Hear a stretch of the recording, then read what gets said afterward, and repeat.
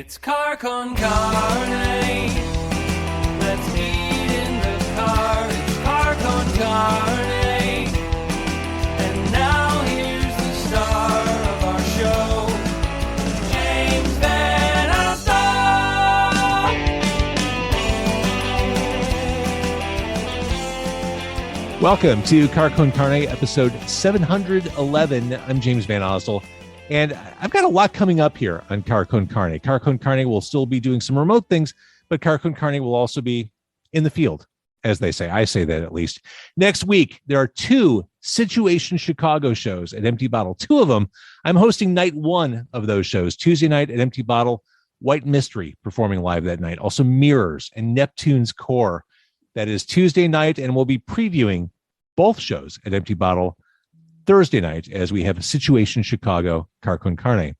Also coming up on Car Con Carne, Wiener Circle, a trip to Wiener Circle with my dear friend Scott Lucas of Local H. Lowdown Brass Band joins me tomorrow. I'll be making a return to Dante's because their pizza is ridiculous.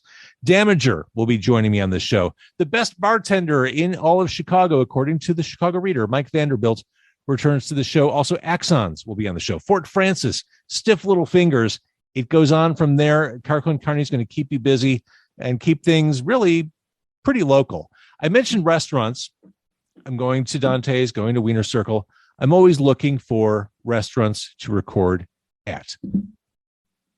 Promo the food, talk about the food, eat the food, share the food, put the food on the camera. If you are a restaurateur, someone who's a restaurateur who would like to be part of the Car Con Carne experience, let me know. I also intend, as the months go on, to do a lot more on-site event type coverage. You know, I've gone to places like golf outings and Riot Fest and Cold Waves. I love doing that kind of stuff. So I plan to do a lot more of that moving forward. That all aside, I want to bring my guest on. He is a partner in a new storefront that is opening up in Avondale this spring. The storefront is called the Horror House. He is Vinny Malave, and Horror House will arrive in Avondale in spring. I mentioned that this is the sort of thing that speaks to me in every conceivable way. You can be part of making this launch of Horror House even better and bigger. The Kickstarter for Horror House is live right now. Vinny, lovely to see you in your cool Terrifier t-shirt. Great to see you in your Space Ghost shirt. You know, I got it from Cryptic Closet. I've heard weird things about that place. Yeah, but big fan. So Chicago's only horror shop is on the way. And I want you to know, I'm a horror fan. You know that. I've always been really careful to over-enunciate horror. And I really am careful to over-enunciate horror as it pertains to your shop, the Horror House. There's a little bit of risk there. Okay, that was on purpose? Yeah. So every single time I would do a horror convention, I would, especially towards the beginning when we first started doing this, I would talk to my family about it and talk to my grandma, my aunt and stuff. And when I would say, "Oh yeah, I was working a horror convention," like they would just give me this really weird look and be like, "A horror convention?"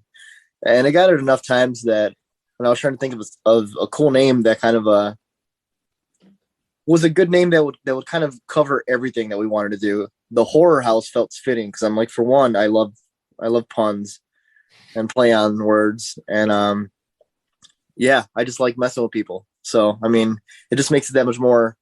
You have to go really slow when you say it. The horror. You have to, like, my lips and jaw look stupid as I say it. The horror. I look like a Johnny Quest. Lips on a cartoon. So the Horror House is in the works right now. It's going to be it's on Belmont Street, or will be on Belmont Street, 2911 West Belmont, in that cool segment of Avondale. You got Kuma's Corner, the OG across the street, Pit of Blood around the corner, Dark Matter's over there. I mean, that's become an awesome corridor and probably the perfect location for this. Yeah. Honestly, it was fate, honestly, when it comes to the location. Because originally, if you're familiar with Bric-a-Brac Records just recently moved to a bigger location. And they were on Diversey. Right. Diversey and Kedzie right in the corner.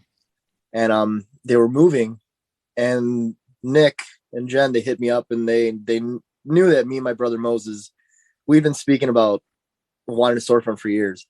So they contacted us and they're like, hey, would you guys want to take over this place instead? At the time, it felt, yeah, that was the perfect place. If you would have asked us, at that moment, that's the place we need. And long story short, it didn't work out, fell through. But me, Moses, and our business partner, Aaron, we all three at that point, we've been talking every single day. And it was almost like just geeking each other up, thinking about cool ideas that we could do for the shop, cool collaborations, just things to make it really unique for horror fans.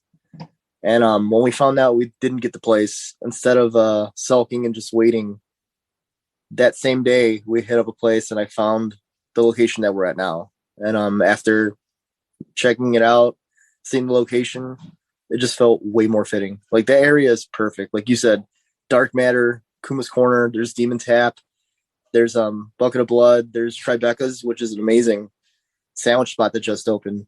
And Reed's Local. It's a really cool dive bar that's been nothing but great. Like every single person, every single like spot, an individual that we've met has been nothing but supportive, and just it's really cool. It's really refreshing, and it makes this jump and this like whole adventure a lot less scary, Well, I want to talk about what's in. I don't even know where to start. Do I ask about what will the store have in it? Like what can we expect at the store, or do I start with the Kickstarter? I feel like you kind of both pieces of information kind of feed off. Yeah. Well, I mean, I can tell you, better yet, I feel like maybe if I tell people about the store, it'll get them excited for the Kickstarter. There you go. All right. So what is it? It's Chicago's only horror store. Yeah. I mean, that enough is a sell line for me. I'm in. I'm there. I'll be there opening day. Have you ever been to a horror convention? I'm asking you this question knowing the answer. You don't know the answer. No, I've been to tons of comic book conventions, but I've never been to a horror convention. Okay. Those are probably smaller conventions at more of like a Ramada Inn than a Rosemont Convention Center sort of thing. Long, sweaty hallways, musty collectibles, Z-list celebrities. It's kind of long there. Our idea is, so we've when we started Cryptic Closet in March 2016, the first thing we did is we did Flashback Weekend, which is a horror convention in Rosemont. Really awesome show. We did that as our first con, and since then we just like started traveling all around, anywhere from New Jersey to Orlando. We just road trip and just hit up all these places. And that's where we met a lot of these brands that we're working with and that we're collaborating with for the shop. So the whole idea of the horror house is to bring the feeling of a horror convention where you can walk in and you can buy 3 or 4 different shirts from 4 different brands that you really love and support. And you could buy, an exclusive art painting from Adam Michaels or Stephen Laurel's Holiday, and, a couple figures and a Cryptic Closet comic book, all in one place without having to pay, separate shipping. Like we want to, I guess the way I started thinking about it is like, what kind of shop would I want as a horror fan? Like what do I feel like I would want to see when I walk in? And for one, like I want to see really cool Halloween masks. I want to see original artwork that I don't see anywhere else at, Target. I want to see shirts that aren't at, Hot Topic. Like I want to see something that's a little bit more diverse. Almost like a boutique meets flea market mentality. Right. I mean, we're going to sell everything from, we're going to have original artwork, original paintings, exclusive prints that you can only get from the shop. We're going to have everything from like body care products, like bath bombs in the horror theme, to coffin shaped dog bows or pet bowls for, your cat or your dog. NECA figures, stuff from Trick or Treat Studios, Cryptic Closet, all the stuff, the Fanny DeVito's. I see those out in the wild all the time. I always laugh when I see them. Those are our bread and butter, man. I believe it. That's been our saving grace over the past couple of years. But yeah, we're trying to do all that, as well as like, have our friend and another co-owner of the horror house. He blows glass. He has a company called Glass by Gasson. So we're going to have exclusive little glass pieces that are horror themed. That includes a little, tobacco pipes.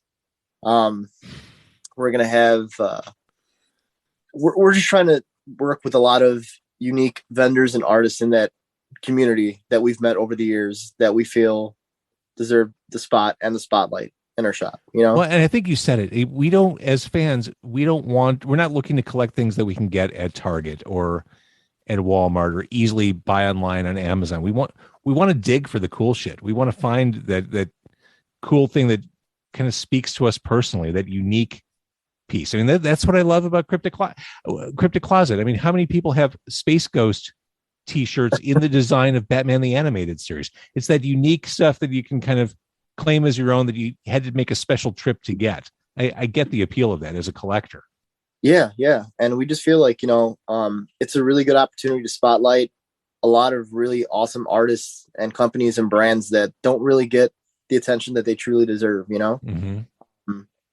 I can name some of the brands we're working with. Tear Threads, I'm wearing one of their shirts right now. They're one of my favorite companies, not just because of the artwork that they produce, but the people who run the company are absolutely just amazing people.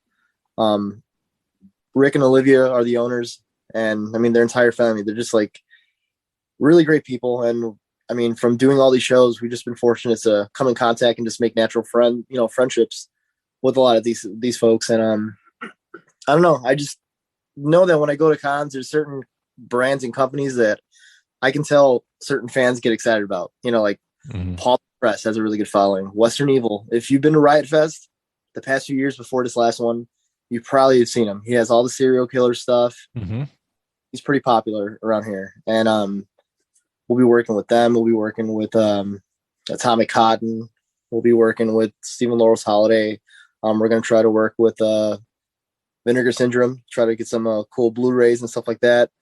My buddy literally just donated a bunch of old creepy comics from like 1973.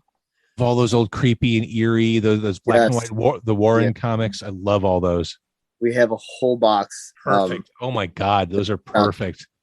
Yeah, man. We're just like, when we first start, obviously we're going to do what we can to make it work. Like we started this off with the vision of, just having a horror shop. But as time went by and the ideas that we started spinning, it started getting bigger and bigger. And I know that with the idea comes the money that you need to support that idea. And that's where we come to the Kickstarter. We're opening our doors this spring. Like whether the Kickstarter works or not, it's going to happen. Mm-hmm. The Kickstarter allows us to do a lot more. It allows us to put in a lot more wholesale orders and get the store filled with, more diverse products and different things to offer to people. Not to mention these companies and artists that we're talking about, we don't want to have to do consignment. We know that everybody's hurting, right, and we would love to pay them up front because not only helping them, it's helping us. That right there, that says, I think hopefully all people would need to hear. It's like, it's not that you're looking for people to give you a small bank loan. You're really doing this to build this community around the store. Right. It's all about supporting this independent community that there's an audience for in Chicago.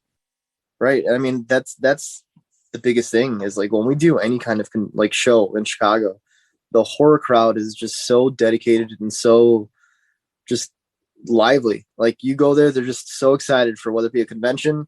I mean, when we did that Joe Bob Christmas show, at the Music Box, it sold out. And like I didn't think it was going to, I had a feeling it was going to sell out.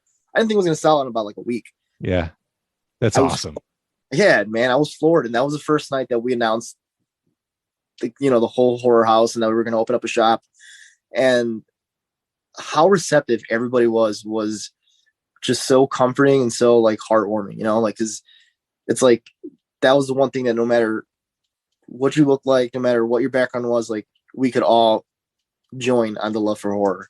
And when we talk about things, like you can just see their eyes light up. Like there's a place that I can go to buy like just all horror shit. Like count me in, and it's like that kind of enthusiasm where like, you know what, instead of going straight to a bank where there's like these, these shark infested banks, we would rather reach out to the community who gets excited about this stuff and hope that they're willing to help us out a little bit. Right now we're actually almost at the 50% goal. Which is a great sign. Yeah. And didn't get the chance to tell you this, but thank you, because I did see that you donated as well. I did. My pleasure. appreciate it. Seriously. Well, and I think you said it. The beauty of crowdfunding and kickstarting something like this is that sense of ownership people have when they contribute.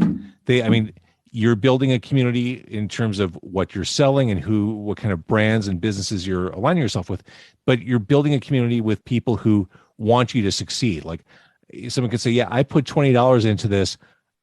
That's my guy. Those are my guys. That's my store. You should check it out. I mean, everyone has a stake in it. It's a really exciting thing for the people who help crowdfund.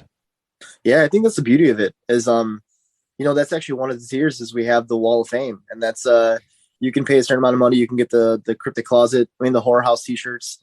There's 2 different ones along with the sticker pack and the button, and you can have your name written on the wall. So that way, whether you live in the state or you don't, if you really want to be a part of Chicago's only horror shop, you can actually have your name on the wall. So whether, you decide to come here to Chicago in a couple of years or not, you can come and see it for yourself, So things like that I think are really cool.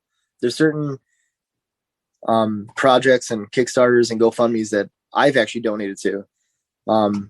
And whether it's a filmmaker trying to make a movie, one of the really cool perks that I always thought was really unique and inviting was you could pay a certain amount of money and they could have your name added in the credits. Yes. That's just so simple. Means so much to the person who's doing it, It does. You feel like a whole different connection than you do to any other movie, It's so true. It's funny. Years and years ago, I crowdfunded or helped crowdfund the Image Comics documentary. And I kind of forgot about it. I got a DVD copy of it, and they talked to everyone. They talked to like Silvestri and Eric Larson and McFarlane and Liefeld and all that. I didn't think about it after I got the DVD. Years later, I realized I have an IMDb credit because I was in the credits because I crowdfunded and I asked to be in the credits with my crowdfunded money. So I have an IMDb credit because of Kickstarter. Mm-hmm. But it's that ownership. Like, yeah, I have an IMDb credit because of crowdfunding now. Yeah, you feel a little bit more. You feel like a little bit more part of it than just somebody who just loves the movie. Right. Well, and it's so this is so well timed. This store in Chicago, and you said it. I mean, horror fans are passionate, but there is such a legitimate market and need for something like this. I mean, I saw it at the Chi-Town Theater, the drive-in, when the Music Box did their Music Box of Horrors at the drive-in during the pandemic on more than one occasion. They were packing that place every night for really obscure horror movie. Yeah, just totally off the rails horror, and people were eating it. They couldn't get enough of it. That's what's going on in this city. There's an appetite for this, and the fact that this doesn't exist yet doesn't mean there's not a need. It means you are right place, right time, right idea. And honestly, man, that's the biggest answered prayer for all of us is that we didn't just want to do this, but we knew that there was a giant void missing in Chicago for the horror, and one that shouldn't just come once or twice a year. We knew that there's all these different kinds of places. And to be completely honest with you, my boss was a huge motivation for a lot of this. I worked for Pro Wrestling Tees and 1 Hour Tees. My boss, Ryan Barkin, was a huge inspiration because I saw what he was able to do with pro wrestling. And he eventually opened up the Pro Wrestling Tees storefront, which is an open store, but that was all by choice. He can still keep it running right now if he wanted to, but he just chose not to. But being at now conventional wisdom says that CM Punk demand had to shut down operations for a while. Was that true? That was incredibly true. Yeah. Okay. He record for most shirts sold. God, that's amazing. Yeah. To do that, here's another one. To do that and do it with a white T-shirt, that's a whole nother level of popularity. It really is a white T-shirt for sure. Yeah. Doing it with a black shirt, that's one thing. But doing it with a white shirt, where most people don't want to wear it on the white shirt, that just goes far your reach goes. Without a doubt. So he inspired you just watching what he did. Yeah, and seeing, just because this is one thing I did notice from doing shows, wrestling fans and horror fans are almost one. Like they're almost identical. And a lot of fans who love horror also like wrestling. They just kind of go together. And I know that because a lot of events that we would throw at the wrestling shop, I'd see a lot of familiar faces from, conventions that we would do. And I just knew that if there was somebody who took the leap of faith on the genre itself, and actually opened up a shop that was fully dedicated to that it would succeed. And my biggest thing is we wanted to be the first people to do it, Yeah, and for sure. it ended up working out to where we're going to do it, and on top of that, we're going to have some pop-ups from a couple of the vendors who don't really come out here that often. We're going to have in-store signings from celebrities. We're trying to see if we could possibly get Butch Patrick, before the week of the opening. We're just trying to do everything we can to just make it a really cool, unique spot. The Joe Bob Christmas show that we did at Music Box Theater, I don't know, same theaters. That's only one of many things that we plan on doing. We want to do stuff like that. Not to mention, I'm not sure if you've gotten wind of this, but there's going to be an Alamo Draft House that's opening in Chicago soon. Over in Wrigleyville. Yeah.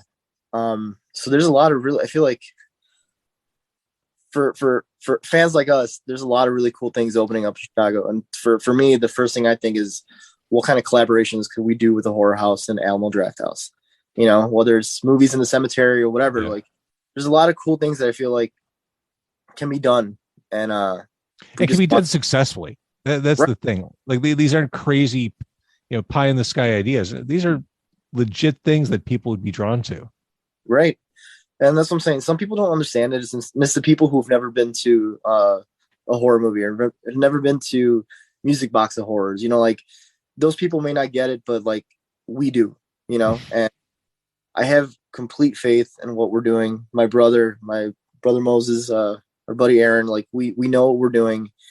And with this Kickstarter, it's just going to help us extend our reach and be able to do a lot more, whether it be promotion wise, getting a brand new, really cool sign for the shop. We have a giant wall on the side of the building that we could paint and use as advertisement for free, but it's kind of costly to get somebody to do it. So things like that are going to be able to help us do really cool shit like that, in my opinion. Like right now we're trying everything we can. We have an exclusive pre-order on the Cryptic Closet right now. If you're a fan of Scream, we have a really cool stab designed by Stephen Laurels Holiday, and all the proceeds are going to the fundraiser. So if you don't want to donate to the Kickstarter, but you want to buy a really cool shirt and still feel like you're, contributing, that's a really cool way to do it too. I love that. It's funny. Back when we were kids, our parents were younger, they would spend the day at the mall, just make a day of it, 9 a.m. till like 2 or 3 p.m., stop for lunch. I kind of look at this Avondale corridor as my version of a shopping mall. It's like, yeah, maybe I'll go to Bucket of Blood, or I'll start with Dark Matter, and then I'll go to Bucket of Blood, wander over to your place, the Horror House, go to Kuma's for lunch. What a day. Like it's going to be an awesome summer.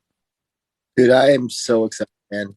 I'm so excited. Also, I can't wait for the first pervert to come into our shop thinking it's an actual horror house. That's what I'm anticipating. Now, there's no crossover audience between perverts and horror fans? Oh, no, for sure. That's why there's always tits in a lot of those 80s movies, For sure. It'll intertwine. We can find a way to make it work. You can be a pervert, you'll somehow walk out with a Fanny DeVito. So if you're just joining us, be it on video, audio, or whatever, the Horror House is coming to Avondale, 2911 West Belmont.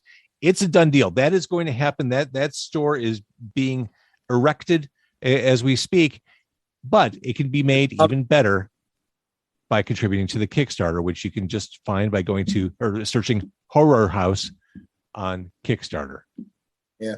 So I'll ask you the final question, which kind of ties back to some of the stuff we've been talking about. Not everyone gets horror. What is it about horror? What is it that speaks to you? What makes you so excited about this medium, be it in print, film, whatever, that makes you want to basically build a career and a life around it? I think it's a mixture of the thrill that I get of watching a horror movie mixed with the feeling of nostalgia, because when I was growing up, that's all I did. I would go to my uncle's house and he would throw on a random horror movie I've never seen in my life, and I'd watch it and end up not sleeping that night thinking about Fright or thinking about, fucking people under the stairs. And I watch them now just for the pure enjoyment. Like, I know it's morbid, I know it's dark, like it's no different than somebody loving metal music or loving whatever they love. People get at me about liking wrestling, and it's like some people get it, some people don't. But at the end of the day, when I watch a horror flick, I just enjoy it. I like to be able to enjoy the wild ride of whatever the story is, and then the moment it's over, it's over. So would I want an actual horror movie to happen to me personally? Absolutely not. But watching it and getting lost in a film is I think it's a beautiful thing, and it's one of my favorite things in general. Whether it be a horror movie, a comedy, stand up, I enjoy getting lost in those forms of entertainment.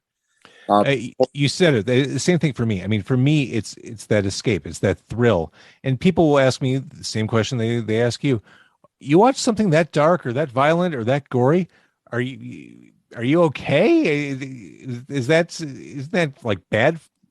Bad for your mental health? For me, it's great for my mental health. It's a way to check out, do something kind of subversive by watching this unfold on screen and kind of follow the story and lose myself in it.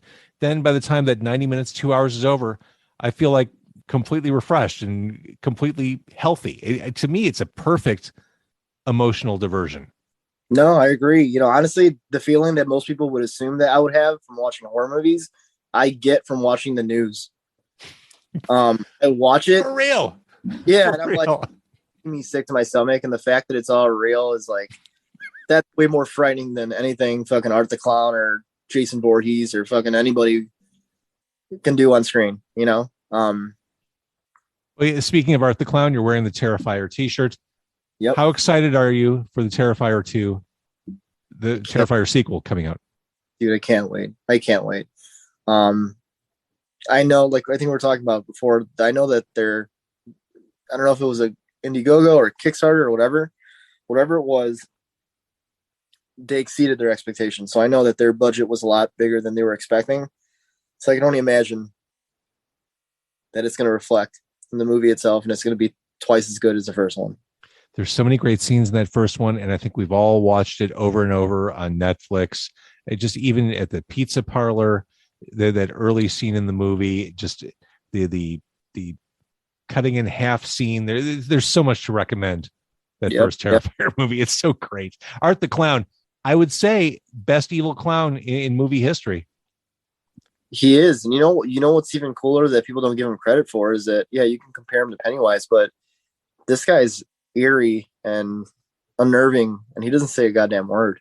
That just brings like an extra layer of creepiness when you don't hear him speak at all. And he's vaguely dirty and just kind of, he looks evil. He looks like pure evil. Yeah, like if he was in an alley, I would shit myself. I would. Like purposely, I would legit shit myself so he could smell it and then hopefully leave me alone. Right. Provide a diversion. Well played. All right. Vinny Malave, Horror House is coming. You have no specific date yet other than spring, correct? Listen, if the city gives us the okay, we're aiming towards Monday, May 2nd. That's so soon. That's exciting. Yeah. Okay. Fingers crossed. And again, if you're watching or listening, Kickstarter, help this. If you're a horror fan, if you're just a fan of independent retail, supporting independent brick and mortars, go to the Kickstarter, help them out. Horror House, and then we'll hang out there all spring and summer long. Yeah, absolutely. And if for some reason the city doesn't allow us to open that time, just follow the Horror House shop on Instagram or Facebook. We'll be posting all updates on there. That includes all the updates for the Kickstarter, any projects. We're also going to be doing a fundraiser on Friday, April 8th. It's going to be at Reed's Local. It's from 7 till last call. We're going to do wrestling from 7 to 10 p.m. And then we're going to do horror movies and karaoke the rest of the night. Fantastic. We'll have a little mini version of what our usual setup is at a con.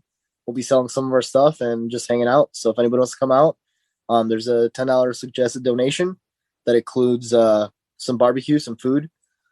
That's free.